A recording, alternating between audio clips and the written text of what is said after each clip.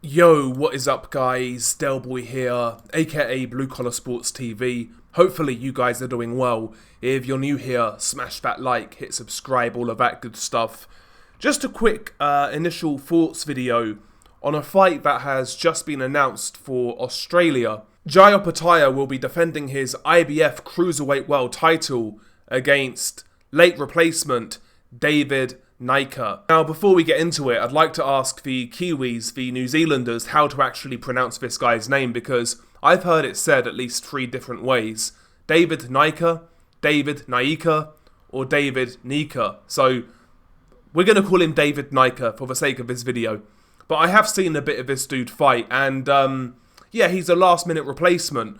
Opetaia was originally supposed to be defending against his IBF mandatory Hassan Sin Cara, who is a cruiserweight based out of Germany, a 39-year-old with a record of 22-0 with 18 knockouts, but Sin Cara pulled out injured and David Nyika is the replacement, and I actually think he's a better opponent than the original mandatory challenger. I did have a look at Sin Cara, and quite frankly I wasn't really impressed at all. So yeah, I think David Nyika is a much better opponent than the original. But I've been aware of David Nyika for a while. I remember him turning pro on the undercard of Junior Farr versus Joseph Parker back in 2021. And when he turned pro, there was a degree of expectation. Now, David Nyika was a good amateur. He's a 2-time Commonwealth Games gold medalist. And in Tokyo 2020 in the Olympics, he won a bronze medal at heavyweight. Notable names he's beaten in the amateurs include the likes of Fraser Clark. It has to be said, this is a massive step up in class for David Nyika. Again, had only 10 fights as a pro.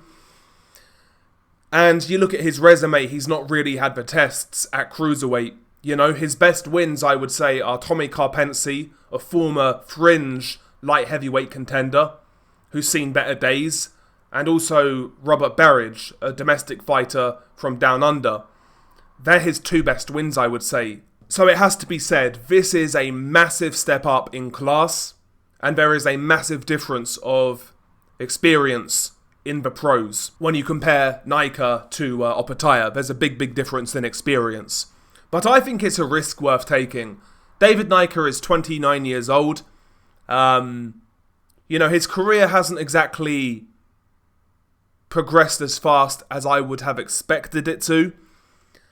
And, you know, he gets a chance to gate crash the big time. And Down Under, this is a big fight, I would imagine. You know, David Nyika is a much more recognisable name than the original opponent. I'm sure he's going to get paid well. And I've got a feeling in this fight that he will come out with his reputation enhanced regardless of result. And I expect him to lose. But I've got a feeling he'll come out with his reputation enhanced.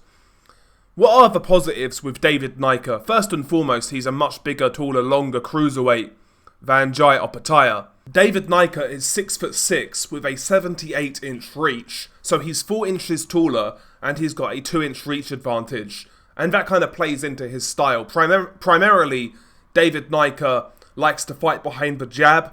He stands upright, he tries to fight tall, again, behind the jab, followed by the straight right hand. And he's got decent technique on those 2 shots, particularly the straight right hand. His jab, he does vary.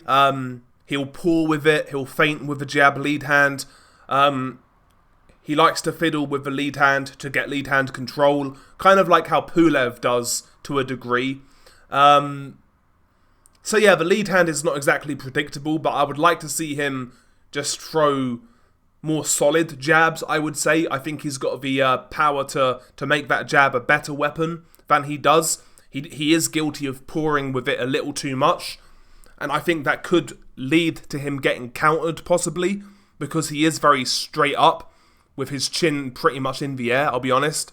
Because of his height, you know, he's been able to get away with that, but his jab is lazy at times, and even to the degree where he does lean in a little too much for my liking, especially when he's going for the jab to the body. I know naturally you're going to lean in when you throw that shot, but he leans in a little too much for my liking. So I think he needs to work on a sharper jab for this fight, but the straight right hand is pretty good. He delivers it with speed, nice and straight, decent power behind it. I'd say that's his best power punch. So the straight punching of Nyika, combined with his height and reach, I think is what he should be basing his game plan around in this fight. And I actually think he should probably do it on the back foot. Don't get overexcited and give Opetaia those openings, because Opetaia counters extremely quickly out of that southpaw stance. He can really make you pay for your mistakes. He's one of those cerebral fighters. You give him one thing, you give him one opening, and he can really make you pay. And I think that's going to be David Nyika's biggest problem in this fight. I think he's got the athleticism and the height and the reach, as well as the straight punching in general, to go rounds here. Maybe even give Opetaia some difficult moments, like awkward moments. Not difficult as in like he's hurting Opetaia per se, but just difficult as in like awkward. But the thing for me with David Nyika, when he opens up with other punches, so primarily like hooks to the body, even hooks to the head, he's a big slapper. His hook technique is awful. He slaps with his hooks, he squares up, again chin in the air, he's a sitting duck for a counter. And again, I reiterate, he's got a horrible habit of keeping that chin in the air.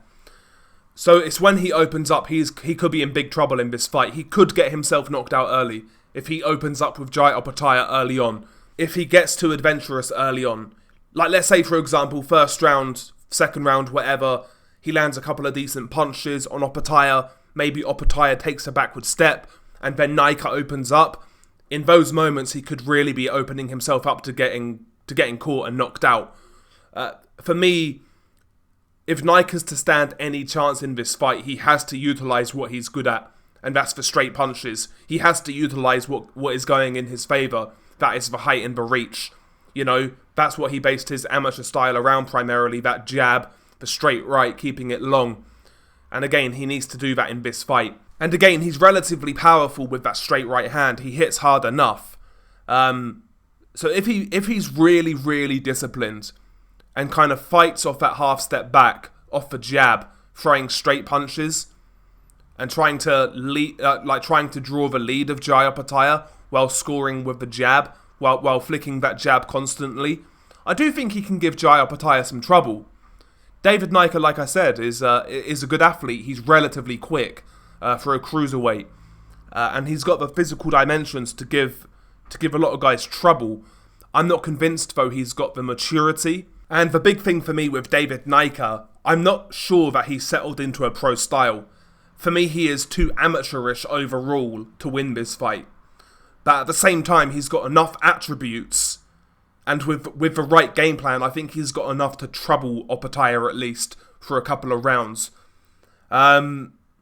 He's a more interesting opponent than the original dude, Sin Cara, because, you know, he had an unbeaten record with decent knockout ratio, but you look at the guy's footage and there wasn't really much there, just a strong dude who could punch a bit. David Nyika has got amateur pedigree, he has got athletic ability, and while I've seen a lot of holes in his early pro fights, sometimes when a guy steps up, he'll show you something that he's not shown us. I find Nyika a much more interesting opponent. Having said that, I still fully expect Opetaia to win, and win relatively comfortably. I'm just saying I think it's a better opponent than the original. But I do think Nyika won't come out of this fight with his reputation worse. You know, I think his reputation will more than likely stay where it is or get slightly better. But yeah, it's a no-lose for me for David Nyika. It's a no-lose. He's going to get paid.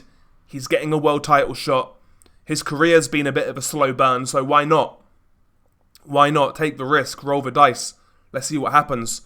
And yeah, we'll see. But anyway, share your thoughts below. Beanie Guy Delboy, peace.